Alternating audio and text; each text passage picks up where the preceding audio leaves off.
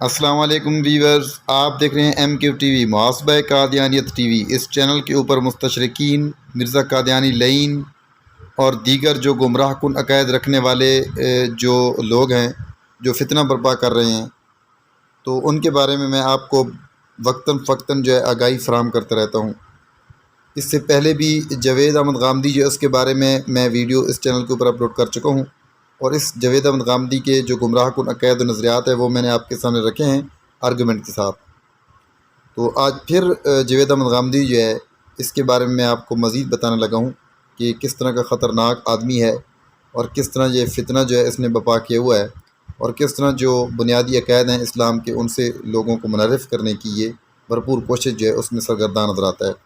تو ویڈیو میں آگے بڑھتے ہیں، لیکن آپ سے گزارش ہے اگر آپ میرے اس channel M Q T V پہ نئے ہیں تو اس کو سبسکرائب کر لیں، تاکہ اس طرح کی جو ویڈیوز ہیں وہ آپ تک بر وقت پہنچتی رہیں اور آپ اس سے استفادہ کرتے رہیں۔ تو جناب جاوید احمد غامدی صاحب کی گمراہی اور اہل سنت تو اہل حق سے ان کا اصل انحراف کوئی معمولی قسم کا نہیں ہے۔ افسوس کہ وہ مقام رسالت کو سمجھنے میں ناکام رہے ہیں۔ ان کے نزدیک بنیادی طور پر رسول اللہ صلی اللہ علیہ وآلہ وسلم اس کے اہل ہی نہیں، نعوذ باللہ من ذالک، کہ ان کے ذریعے قرآن کے علاوہ دین کا کوئی عقیدہ یا عمل انسانوں کو دیا جائے۔ وہ منصب رسالت کا یہ مقام تسلیم نہیں کرتے کہ وہ دین کا کوئی حکم قرآن کے علاوہ جاری کرے۔ ہاں، مشرکین مکہ اور یہود و نصارہ میں جو دینی روایات جاری چلی آ رہی تھیں، غامدی صاحب کے نزدیک رسول اس کو اصلاح و تجدید کے ساتھ جاری کر سکتا تھا، لیکن اللہ اپنے رسول کو اپنے بندوں کے لیے کوئی نیا اور مستقل حکم دے اور وہ دین اسلام کا کسی درجے کا بھی حصہ قرار پائے، یہ نبی اور رسول کا منصب و مقام نہیں ہے۔ استغفر اللہ، نعوذ باللہ من ذالک۔ یہ جاوید غامدی کے گمراہ کن عقائد و نظریات ہیں۔ تو آگے وہ کیا لکھتے ہیں؟ ان کا نظریہ ہے کہ حدیث کے ذریعے دین کا کوئی نیا حکم ثابت نہیں ہوتا۔ وہ واضح طور پر منکر حدیث ہیں، البتہ ان کے انکار حدیث کی نوعیت مشہور عام منکرین حدیث سے قدر مختلف اور نسبتاً کم درجے کی ہے۔ ان کی فکر کی شاید سب سے بنیادی کتاب میزان ہے۔ اس میں انہوں نے بڑی صراحت کے ساتھ اور کسی اشتباہ کے بغیر صاف واضح کیا ہے کہ حدیث دین کا ماخذ ہے ہی نہیں۔ غامدی صاحب تحریر فرماتے ہیں، نبی صلی اللہ علیہ وسلم کے قول و فعل اور تقریر و تصویب کی جو روایتیں زیادہ تر اخبار احاد کے طریقے پر نقل ہوئی ہیں اور جنہیں اصطلاح میں حدیث کہا جاتا ہے، ان کے بارے میں یہ بات بالکل واضح ہے کہ ان سے دین میں کسی عقید و عمل کا کوئی اضافہ نہیں ہوتا۔ استغفر اللہ، نعوذ باللہ من ذالک۔ یہ منکر حدیث آگے یہ لکھتا ہے، میزان ایڈیشن 2014، اب دیکھ رہے ہیں یہ ریفرنس دیا ہوا ہے۔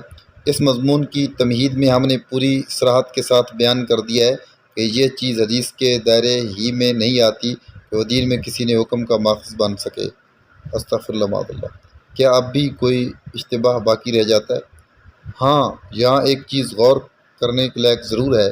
مدد بالا عبارت میں غامدی صاحب نے حدیث کے بارے میں یہ بات کہہ کر کہ حدیث کے ذخیرے کی زیادہ تر روایات اخبار احاد ہیں، غالباً یہ تاثر دینے کی کوشش کی ہے کہ وہ حدیث کو دین میں حجت نہیں مانتے۔ اس کا سبب ان کا خبر وحد ہونا ہے۔ اس طرح ان کے موقف کا اور عام مسلمانوں کے لیے اس سے وحشت کم ہو جائے گی کیا؟ دیگر حقیقت یہ ہے کہ اس عبارت میں اخبار احاد کا لاحقہ بس ایک شیء زید ہے۔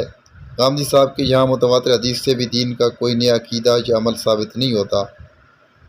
تو اب ویورز، یہ جو میں نے کچھ عبارتیں جو غامدی صاحب جو اس کی پڑھ کر آپ کو سنائی ہیں اور آپ کے سامنے رکھی ہیں، ان کا مقصد صرف اور صرف یہ تھا عبارتوں کا، اس طرح کے شخص جو ہے اپنے آپ کو بچانے کی کوشش کریں، کیونکہ یہ جو ہے نا شوگر کوٹڈ کیپسول جو ہے نا یہ شخص جو ہے یہ بیچ رہا ہے۔ شوگر کوٹڈ کیپسول وہ ہوتا ہے کہ اندر وہ ایک زہر ہوتا ہے، باہر شوگر کوٹڈ ہوتا ہے، میٹھا لگتا ہے بظاہراً تو، لیکن اندر پھر اس کا اثر جو ہے وہ بہت ہی خطرناک ہوتا ہے۔